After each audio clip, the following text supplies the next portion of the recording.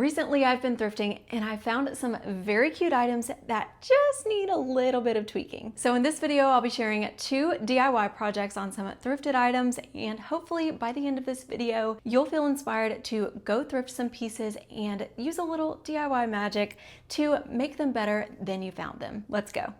The first DIY we're gonna do is on this cute little wooden vintage thing that no one seems to know what it is. I got this from the thrift store for $8.50, and even the people who worked at the thrift store were like, do you know what that is? Because when we put it out, we were like, what is that thing? What is it for? And I'm like, I Google image searched it and it said it was possibly a vintage wooden plant stand. And so I was like, okay, yeah, I can totally use it as a plant stand. My second initial thought was I could use it in the bathroom in front of the toilet, and this could be like for extra toilet paper, and then like up top could be where somebody set their phone, because we all take our phones to the bathroom, I feel like now, and this is a good spot to set that. But obviously back when this was made, that was not the use for it. And so I've been trying to figure out what was this thing created for. And I really can't find a clear answer on Google. So I do feel like it could function as a plant stand, but what's kind of not working in that regard is this handle that it has. With this being here, it doesn't allow you to really put a plant on top without it hitting the handle. So I really don't think this is a plant stand after all. And I've been kind of trying to figure out, why is there a notch here that's circular shaped? Back in the day, smoking was very, very popular. So I thought maybe this was like a little portable smoker's table, and this notch at the top is supposed to fit an ashtray. I don't know. If any of you know what this could be, let me know. But the reason I bought it is because I really like the color of the wood, and I really love these spindly legs. So overall, the wood finish is in pretty good condition in most of the piece. The biggest thing that I will have to fix is all these water rings. So I did some research on how to remove water rings, and there are ways to do it. These, since they're darker, those are very, very deeply into the wood, and I believe the product is called oxalic acid that you can use to get out water spots, and it works very well. But I was looking at almost $15 to $20 a bag for that stuff, and that's more than I paid for this table, and I just didn't want to invest that much money in such a small piece. So I'm going to paint the surface of these tabletops to just hide the water spots and also add a little bit of personality to this piece. My inspiration for the designs on these surfaces are like Delft tiles, which typically you see as blue and white, like the little ceramic tiles that have the cute little images on them. I love those, and I debated on doing blue and white, but there are also similar tiles that are done in a brown and white color scheme, which I think will just complement this piece better to where I can move it around to different areas of my home. So I'm going to start by sanding down the surfaces.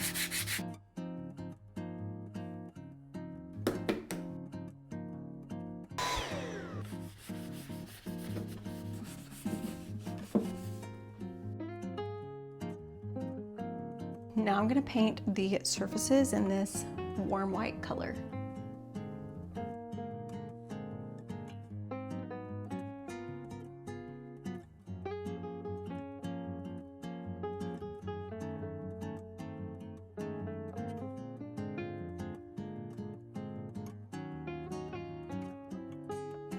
First layer is done. Looking a little rough, but let me do a second layer.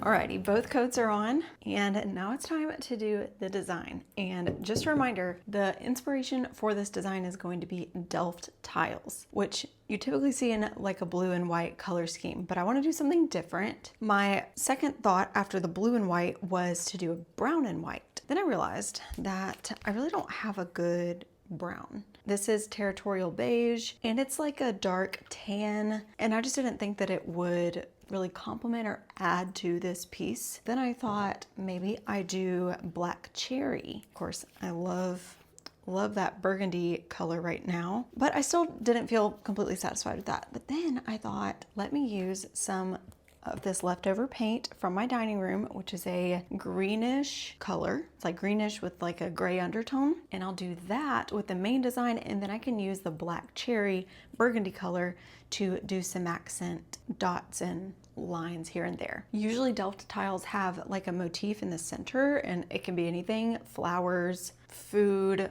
an animal, really anything. I have these stamps that I got from Hobby Lobby, and I think they'll be perfect for the center designs. So I'm gonna do one on each shelf. So let's do it. So to do the stamp, I'm going to make myself a little stamp pad with the paint. And by the way, this is Ethereal Mood by Sherwin-Williams. I already did a test print here. Always do a test print. And stamp it.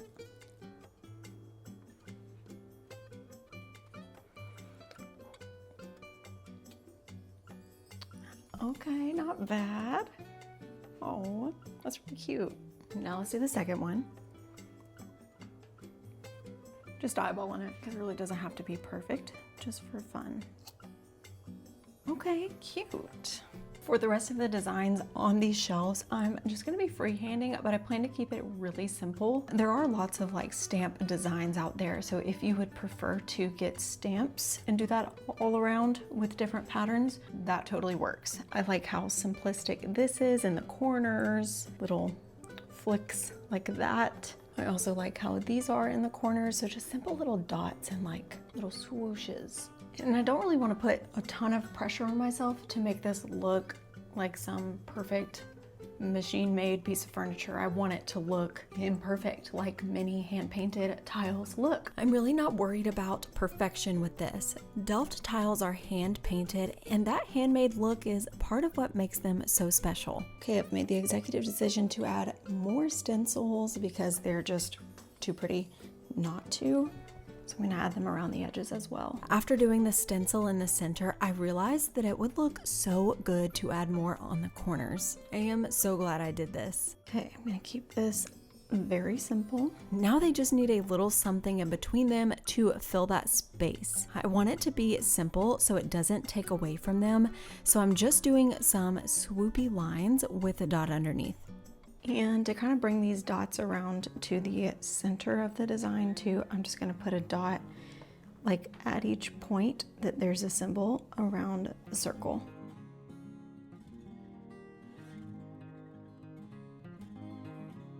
Down here on this shelf, I kind of want to switch it up a little bit. I'm kind of feeling some stripes for down here.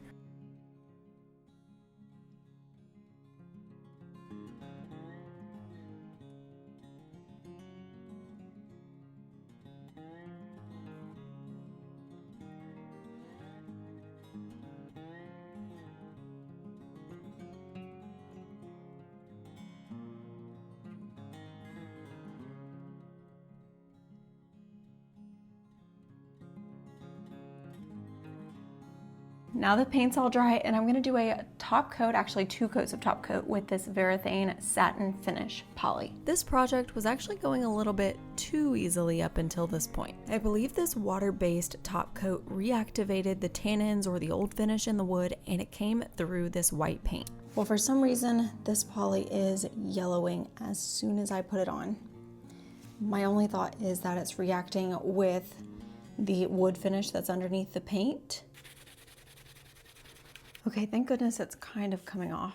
It's not coming off completely though. Even when I wipe it off, it just comes back when it dries. I think it's a little better than it was. I touched up the paint too, but it's definitely still there. I even tried testing Mod Podge, and that yellowed too, but not quite as much. So I'm gonna use that for my top coat. But I'm deciding to run with the aged look since I can't remove what has been done. So I'm embracing Bob Ross's motto of happy accidents and making it seem intentional. This wood wax works great for refinishing wood pieces that don't need a full refinish. It adds life and richness back into the wood. Overall, I'm happy with the unexpected aged look. I think it really fits this vintage/antique piece, and it makes it feel like it was there all along.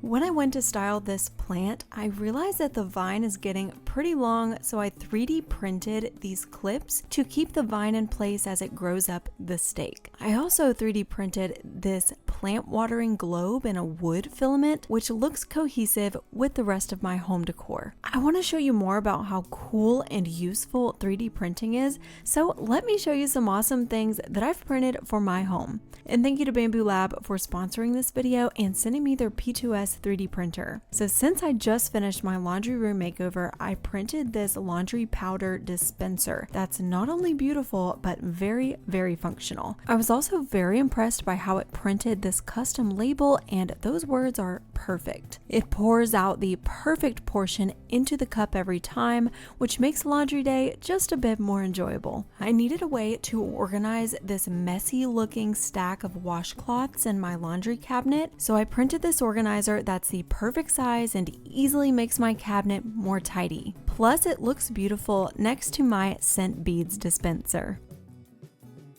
When I DIY'd this dresser, I needed an easy way to install this vintage hardware I thrifted, so I printed a jig that I could set to the exact size for my handles. It is so satisfying to easily print what I need right at home. I also use it to print any little tools that I need for my DIY projects, like this 3-axis square tool, which is a great basic essential to have in my toolkit. Along with the practical models, there are so many beautiful decor items that you can print. I printed this bookend bust of Aphrodite in marble PLA, and the amount of detail it printed is truly impressive, and that marble finish is gorgeous. This 3D printed grocery bag carrier might change your life like it changed mine. I can now be the one-trip wonder that I've always yearned to be. My neighbors are gonna be so jealous when they see me with this bad boy. With Bamboo Lab, 3D printing has literally never been easier. You just hit print in the Bamboo Handy app and your 3D printer will bring your idea to life. Your creativity is backed by countless models. You can literally scroll forever in the app and still find good stuff. The Bamboo Lab P2S has a 5-inch fully upgraded touchscreen. You can even print multicolor models super easily, which makes creating even more fun. This is a complete 3D printing system in one printer, and anyone can make professional 3D prints at an accessible price. If you're a DIYer like me, which I think you are, you'll love having this printer to create practical and beautiful items for your projects and your home. There are so many printer options to fit different needs, so check out Bamboo Lab using my link below. Now back to the video. There are some thrifted items that find you at just the right time, and I got pretty lucky recently finding a few of those things that I've been looking for and came right as I was working on the project that I needed them for. You've probably heard me mention my laundry room makeover if you've been watching for a while, and I recently found this curtain fabric at the thrift store when I wasn't even planning on going into this thrift store at all. And what's really crazy is that I had pictured this almost exactly this fabric for the curtains in my laundry room. I could not believe it when I found it. These are going to be cafe curtains for my laundry room window. This is the perfect color scheme because it goes with the wallpaper that I put in there. The wallpaper is like a toile animal forest scene that's like this taupish beige and cream, and so is this, but it's a stripe which will complement but offer a different pattern up next to it, so I think it's gonna look really good. I got all of these for $4. It came with 2 short curtains like this and 1 long window valance like this. So I actually won't be needing this one for this project, so I'm going to set that one to the side. But these 2 curtains will become the 2 cafe curtains for that window. But I will need to hem them to be shorter because at this point they're too long to be cafe curtains. They would just be curtains that cover the entire window. But before we do, I want to show you this other thrifted find that came at the right time for this project. So shortly after I found these, I came across this cafe curtain rod. This is not like a real brass one, it's just a brass coated metal. You can actually buy this exact one at the hardware store for like $10. I found this one for 50 cents. And then the next time I went to that thrift store, I found the brackets that go to it for, I think, they gave them to me for $1. So perfect timing. I just could not have planned these finds any better. So to get the length of how I need to hem the curtains for this window, I'm going to kind of mock up how it's gonna hang on the window. So I've put my curtain rings on it that I'll be using. And then I've got my bracket. I'm gonna kind of see where I like it. To me, like down here, that's too short. If I line up this bar at the bottom of this window pane, I don't know, that seems too small for this window. But I kind of want to cover this with the curtain, so I'm thinking maybe way up here. But I want it to be about there. Then it needs to be 20 inches. Okay, cool. So I've decided that this thick seam up here at the top is what I want to be the top of my curtain. And I'm just going to use this so that this side is already done and I just have to make another hem on the bottom. And I liked it better than this side because it had a skinnier border. I liked the thicker one better. And so I'm going to make the bottom hem that I do the same measurement as this border that's on here. So this is 3 inches. And because I want the entire length of my curtain to be 20 inches, I'm gonna add 3 inches onto that because this is totally doubled over on itself. So that means there's an additional 3 inches of fabric, and then you just add like a 1/2 inch to 1 inch of seam allowance to give yourself a little extra, and so you have a nice and finished seam. So I'm gonna just measure down this piece of fabric and use this water-soluble marker to mark my 23.5 inch measurement along the entire piece.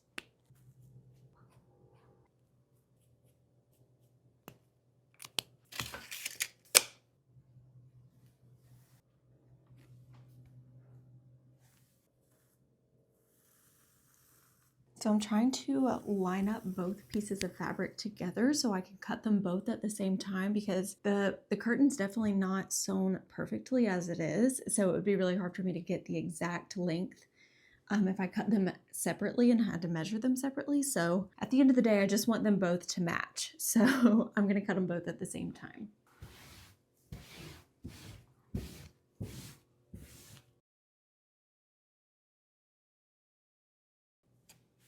So I've marked with my marker where I need to sew for my little 1/2 inch seam. So I'm just going to be folding this down on these lines that I marked and doing one simple stitch all the way down the curtain. And if you want to skip the sewing part altogether, you can use this stuff called Heat and Bond. It's an iron-on adhesive that you can use to hem fabric and you don't have to sew anything. So that's a really easy alternative.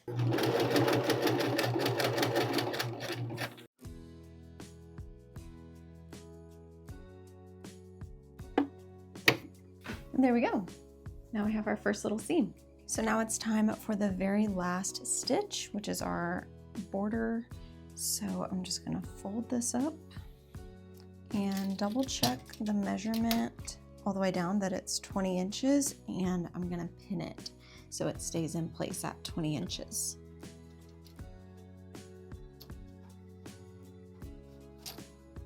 Once you've done one curtain, don't forget to make sure that the lengths match before you hem the second curtain.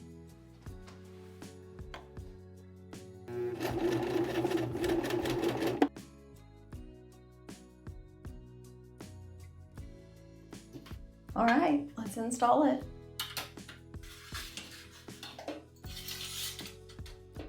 To elevate these a little bit more, I'm gonna do a pinch pleat. So just kind of like a faux pinch pleat. And I'm just gonna fold the fabric in a pinch.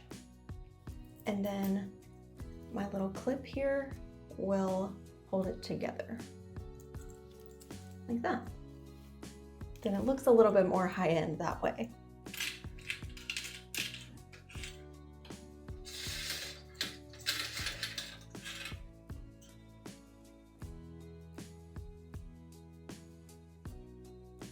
Thank you guys so much for watching. I hope you got inspired by today's projects. Now go out, go thrift, and get creative on your projects. I'll see you guys in the next one. Bye guys.